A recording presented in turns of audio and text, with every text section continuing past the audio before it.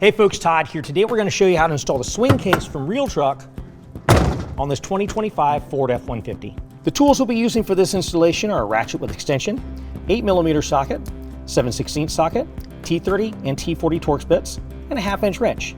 Let's go ahead and get started. All right, so we're going to start by removing our taillights. Very simple to do. First, we're going to remove these two bolts right here. We're going to pull those out with an 8mm.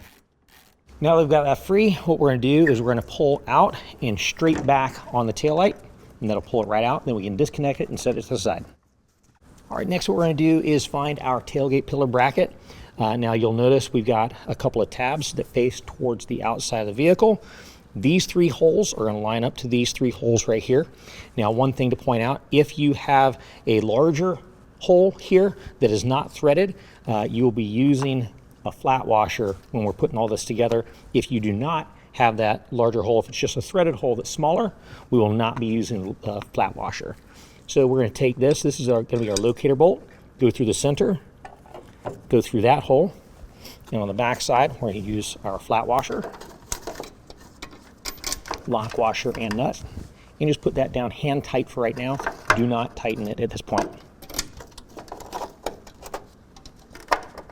All right, next what we're going to do to these two holes right here, we're going to use that bolt, same bolt we used before, and this time we're going to use a spacer on the back side of it, followed by a lock washer and a nut. Do that on both those holes. Again, we're not going to tighten just yet. Now, as we're setting these in place, these spacers actually help us to center that bracket exactly where it needs to go.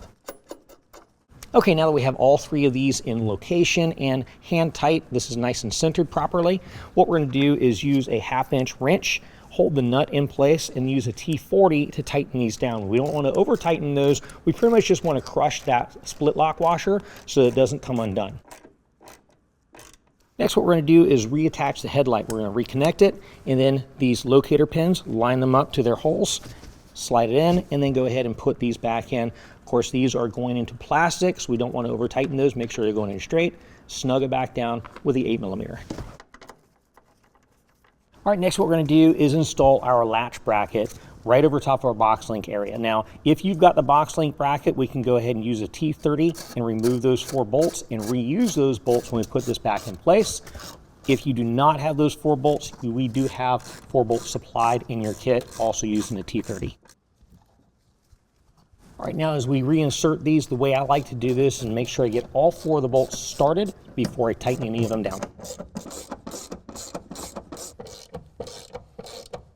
All right, next what we're going to do is take our swing case and just drop the hoops of the swing case down onto the hinges and latch it in place and see if we need to adjust that latch.